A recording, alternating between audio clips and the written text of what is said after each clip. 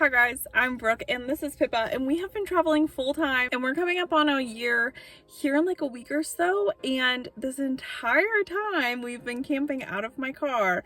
We have not paid for a campground, not even once. And I wanted to do like a little boondocking 101, boondocking unwritten rules, what I look for when I'm boondocking, etc., to try to get you guys a little bit more familiar with free camping. So if you want to try it out this summer, you definitely can. Now, I will say this is not one size fits all for anywhere you boondock. There are different rules, there's different regulations, there are just different things that happen all over the country, and unfortunately I haven't been everywhere yet, but I have been enough places that there are some consistencies between each of the areas that I've boondocked. So I've just kind of like put those into a video because, like so much of car camping and traveling, it's just something you have to try out for yourself a few times to kind of get a feel for it. You can do all the research in the world that you want, but at the end of the day, sometimes this kind of travel is just a learn as you go, and I wish every place all had the same rules and things like that, but it just doesn't. And so I'm just gonna put together kind of like my thoughts on it, and then hopefully I can be part of your research, and when you get out there and you try it out for yourself, you can then just add to the knowledge yourself and kind of build up your confidence around camping in free camping. So the first thing that I always do, and that everyone should probably do, is obviously research the area and look up reviews of the area before you go. So many of the places you can boondock now obviously are listed on iOverlander, on Campendium, and freecampsites.net, like all of the free camping stuff that you see when you research free camping, how to free camp, how to boondock, how to find free campsites. When you search all of that into YouTube, Google, wherever, you're going to get hundreds and hundreds of sites, and so many of these sites have reviews now, which is great because you can really get a feel for how things are going to go in that area. So is that place close to anything? Where's the closest dump station? Where's the closest water? Is groceries expensive in the town that you're traveling near? You can kind of get all the feel for that from those reviews. So take the time to go through a couple sites and read some different reviews, and also read reviews of people who camp differently than you as well, because this site may be great for an RVer but maybe not so great for a car camper. Maybe there's not a lot of tent sites, maybe there's only tent sites and not a lot of spots for RVs. So reading those reviews really help you get a kind of picture and can get you actual pictures of the area. So a lot of these sites also let you upload photos, and so you can kind of see exactly what people are talking about, because I wish I could show you what a standard free campsite looks like, but there is no standard. Sometimes it's a pull off on the highway, sometimes it's a Walmart parking lot, sometimes it's just a fire ring made out of rocks and in the middle of the forest. So you just have to kind of do that research on the specific area that you're wanting to go, and obviously use YouTube, TikTok, everything to supplement that as well. I also like to look up obviously on Campendium and OpenSignal to see if there will be any sort of cell phone service. Obviously you won't really know until you actually get there, but if it looks pretty bad on the map, I tend not to try it, because the likelihood that it would be better than expected is far less likely than that you would get there thinking that you're gonna have cell phone service and it would actually be worse. So most of the time I have to start really high, then like kind of lower my expectations as I go. And then I also look to see like where the closest anything is to that spot. I just get on my Maps app and I just kind of like type in groceries or gas or the vet or things like that, just to kind of see how far I really will be away from everything. So the second thing I like to always have kind of a standard, like when I go boondocking, is always have full supplies. Always have a full set, a few days of food, a full, tank of water, a full tank of gas, or as much as you possibly can, because sometimes you don't know the area that you're going in. Is the gas really expensive there? Are groceries really expensive in that tiny town?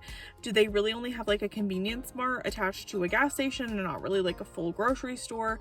I look up all of these things so I'm not surprised and I have my supplies with me. Also, things can be a lot further away than they look on the map, especially the further out west you get. So what might look like, oh, it would be a really simple like 20 miles to a gas station, that's like far but not too far. But if that is all dirt road and it actually takes you 40-50 minutes to like one way because the road is so washboarded or something like that, you just don't know. And so it might be more of like a hike than you realize, just because like on a map there was a road that takes you there. Always, always, always, when you are trying to boondock, have a plan B and a plan C, because these places are first come, first serve. So if somewhere is full, or you cannot find a spot that your rig fits into, or that you don't feel safe, or you are like not far enough away from your neighbor, always have a plan B and C of where you can spend the night next. Whether that's just another site that's pretty close, or you know, if this site really doesn't work out, we have to move on, kind of thing. So that leaves me to my fourth point of like, really don't have your heart set on like one specific spot unless you've already been there and you kind of know how it goes. If you only look somewhere up on maps and Campendium and iOverlander and all the places, sometimes we tend to like get really psyched about them and build them up in our minds, and then when we get there, we didn't make a plan C or plan B because we really had our heart set on that area, and maybe the vibe is off, maybe has bad cell coverage, maybe it's just like locals, partiers, where you don't maybe feel welcome. I've had that happen to me a few times where I can tell that it is definitely like a locals only place that just kind of got added to some of these lists, and I felt very much like an outsider and that I wasn't welcome to stay there that night. And so you just have to have those plan Bs and Cs and just really not have your heart set on it, because that's the fun about traveling this way, is that it is more flexible and it is kind of more spontaneous. But at the end of the day, you know, it can be really frustrating if you don't think ahead just a little bit. Do I mean have your itinerary planned out for the next 4 years? Obviously not. But, you know, have a couple days in mind of potential new places and like have the maps pulled up around that area. Like I said, these are first come and first served. And so a lot of the times, if you are arriving close to the evening, you are going to have slim pickings of the sites. Usually the sites you're going to pull up are going to be kind of close to really other rigs. Maybe those sites don't have as great of cell phone service. Maybe those sites are trashed and people have kind of avoided them. So I always like to arrive around like 2 in the afternoon. That gives me enough time to go to a plan B if I have to. It gives me enough time to drive around the area, look at all the sites that are available. A lot of the times also, people pull in and just try to cram themselves into like the first few sites that are available without really driving into an area, because it could be miles and miles deep of an area, but people just, you know, want to park and get to camp right away, and so they park in those first couple spots, and you could be missing out on some really great spots if you just drive a little bit further in. So a lot of the times I give myself the time to drive further in and just see what's going on back there. And most of the time, I'm not saying all the time, but I'm saying most of the time, some of those sites are a little bit better quality, they have more space in between them, and sometimes they even have better views. So don't just pick the first site that you see and have your heart set on it, because those obviously tend to get more crowded as the night fills up as well. Always, always, always read the signs when you come in.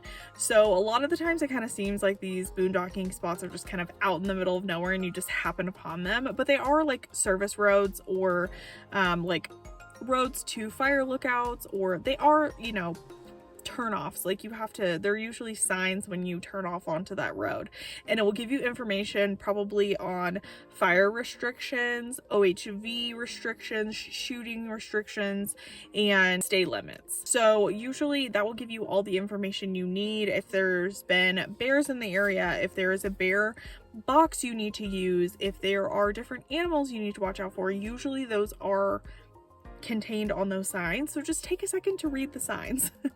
Sometimes there are easements within national forests and national grasslands where there's actually private property inside of those areas. So there are certain places where like you will have to drive through an easement where someone actually has private property on a certain stretch of the road where you cannot camp for free.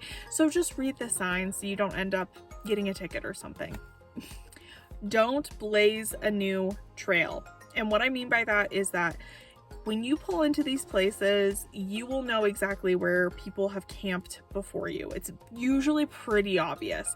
There's only been a few times where I've been a little unsure, and usually those are just like the handful of lesser known places that I've gone that usually don't have great cell phone service or things like that, where it's just a little less obvious because it's just not a high traffic area.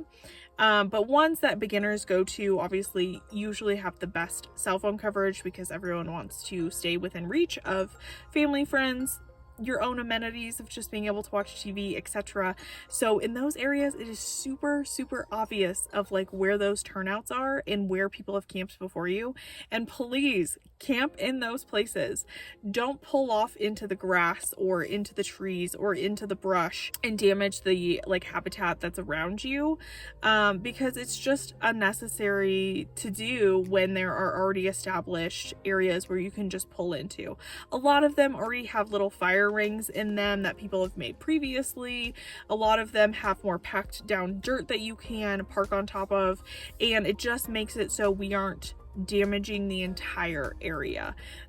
So just don't, I think people sometimes want to like have their own new site where they found this like hidden little thing, and in these areas it's just really not recommended. Just the same way it's not recommended to hike off a hiking trail or to off-road off of a trail. You know, you definitely don't want to be doing any damage to these areas. Leave no trace principles is super, super important. And that's part of it, your footprint. Going along with leave no trace principles, make sure you familiarize yourself with it, because boondocking areas do not usually have any amenities, including bathrooms, trash, water, power, sewer, anything. So I know that there is the great debate of gray water and if you can dump it or not.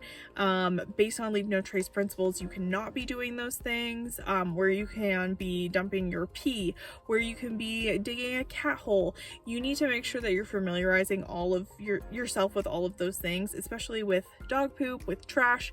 If you bring it in with you, you need to pack it out with you as well. We need to leave these spots better than we found them so we can continue to use them for free, because it's up to us to, you know, maintenance our own land. There's only so many Forest Service workers, there's only so many people who can help with these kind of conservation efforts, and if we continue to trash these places and misuse them, we will not be able to use them in the future, where we've seen in a lot of states where they've started to close down public camping, which is super unfortunate because they are amazing places for us to use with amazing views. And if we all would just pick up our trash and take everything with us when we leave, we would all still be able to use those locations. So we have to do our part as well. Be respectful of your neighbors and space. So the one thing I find that I can point out a new camper like that is when they want to park on top of somebody else, because they've usually only camped in campgrounds where you're very used to being super close together. And when people go boondocking, they don't want neighbors. They don't want to be able to make eye contact with you when you're squatting outside of your car. They don't want to overhear your conversation. They don't want to hear your music. They want to enjoy their time. Obviously there are people who come in groups, and that's a different story, but it is so easy to spot a new camper because they park really close to other people. And I understand it. It feels like it's safety in numbers, and it feels better to you as a new person, but to the other person it feels super disrespectful if you haven't asked them or cleared it with them first, because they could have kids, they could have pets that maybe aren't friendly, they could, you know, not have full hookups, and they need somewhere to be able to like have privacy if they need to squat outside to go to the bathroom or dig a cat hole or something. And it's not something that everybody thinks about. And when you park super close and then you wake up in the morning and realize, oh no, I have nowhere to squat because I parked really close to these other people, if you're in a tent or something, then you start to kind of think it through a little bit more. But it is really interesting that you can immediately spot it after a while that it is somebody who's just new. And if you should just, like, rule of thumb, just not be able to make eye contact with that person. So maybe you're in a really crowded area and there's only a few trees, at least like put some trees in your eye line. Give people their privacy if they want it. And if you stay there for a few nights and you end up making friends, sure, go closer, hang out with people. But a lot of the times people go out there for their privacy, for their solitude, and they don't find it fun when you have unexpected neighbors, especially people with pets. So that's going to be my next part. So if you are traveling with animals, you're going to find that you want more space than usual, because you tend to want your animals to be off leash if they can be, right? Like, that's some of the fun of not being in a campground. You can have your animals off leash. Obviously, make sure your animal has a great recall. They're not wandering without your supervision. Mostly because of animals, but also because there's cars driving by, there's people not, knowing that maybe you have a pet or an animal with you, to look out for it when they're pulling out of their campsite, or maybe they don't have a friendly dog and it is leashed up and your dog approaches it. You can have a big problem really quickly, and you just don't want it to get hurt if you don't have eyes on your dog as well, or your cat, or whatever you like to let out around your campsite. So if you're parking super close to people who also have pets and you guys are not leashing your animals, it's just like, it opens things up for conflict for almost no reason when you could find another campsite that's just a little bit farther away. And also be respectful of the wildlife if you do have a dog. So I have a dog and I make sure that she's not antagonizing the wildlife in the area or putting herself in danger if she doesn't even know it. So I always look out for coyotes. I always look out for moose. A lot of the time people forget, like, moose are not just in national parks and things like that. They are around in a lot of areas. Even cows. There's a lot of cows on this national forest land, and you just don't want your animal to get hurt because they're curious. So at those points, maybe if your animal has never seen a cow or something, just throw them on a leash and walk them by and see how the animal reacts. But the wildlife of the area obviously does have the right of way, so you have to be respectful of the wildlife first, and then you are responsible to keep your pet safe also. Another big one is always to make sure to put out your fire completely. So a lot of the times people will let their fire burn down to embers, maybe throw a cup of water on there and then kind of call it a day. And from experience, where I have thought I've used enough water to really stamp out my fire, I have cooked something, walked away from my fire, and it has actually restarted just from the heat that it has been, and there's been enough like kindling at the bottom. You have to really make sure that you are putting out your fire, especially because you're not in a campground. Nobody can just like walk up on your fire ring and check it for you after you leave. So it would still be your responsibility if you accidentally caused a wildfire or something because you did not put your fire out completely. So there are tons and tons of tips of this, but one of the things, of course, is to obviously let it burn out completely. Use a full bucket of water over it, and also turn up the soil, because some of those really hot embers can be underneath all the ash, and that's where some of the reignition comes from. So make sure to like turn over that soil and then do another layer of water, and just really make sure you have that fire out and that it is completely cooled down before either you go to bed or you leave it unattended or actually leave the area. Another thing is that holding your space might not work. I'm gonna be super honest on this one. This was one I really had to get used to, because sometimes you find a spot and you really like it and someone just snags it. They don't care that your chair was there. They don't care that you left your cooler out. They don't care that your hammock is off to the side. They will just park on top of your stuff. You have to decide if you want to create conflict with that person or if you just want to gather your things and move on. So just because you leave stuff at a campsite does not mean that your spot is held for you, because again, these are first come, first served, and someone might decide that if you don't have a car there, if you don't have an RV there, if you don't have a tent there already, or something like that is super established that is your campsite, they may just decide that they want to camp there instead. And unfortunately, that is how the world works. And you can decide to fight it out with that person, or you can just decide to move on. A lot at the beginning when I was practicing doing this, I first had a Class C RV, so if I had to go get water or something, there was nothing to leave behind. I didn't have like a pull behind trailer or something, so I would pop a tent, I just got a cheap tent from Walmart, and I would leave it outside, and that tended to hold my space. There was only one time that it didn't, and I think it was just it was the area I was in. It was really busy and someone had just decided. And then the second time it didn't work was that a forest ranger actually took it down because there was no holding spaces in that area and I wasn't aware of it. So always check to make sure that that's not going to happen to you. And also, you can't just hold spaces for a week at a time until you come back. Forest Service may take down your stuff. People might steal it. Anything you leave outside, you just have to be okay with parting with, not because that this is like the wild west and there's no rules, but because people are people and, you know, things happen, and you just have to make sure that you are okay if you're leaving a campsite unattended, that the things that you leave out, you're okay with people potentially taking. So I wouldn't leave anything super expensive, obviously none of your valuables, and also things, you know, that you don't want to part with. Like, don't leave like a kayak out or something like that. Take that with you if you're going to go. And obviously enjoy your time. Like, I know some of these can feel really negative, but it's just more because this is a YouTube video kind of telling you how it goes. But obviously I've camped this way for a year now, and a year plus when I also did it in the RV, and it's my favorite way to camp. I wouldn't continue to do it if I didn't love it, and I don't miss being in campgrounds at all. I don't even want to go to the East Coast because I know I'd have to use campgrounds to make my way through the East Coast, because I love camping on public land so much out west. I'm completely in love with it. I love the space I get. I love that I can still have neighbors but not be on top of them.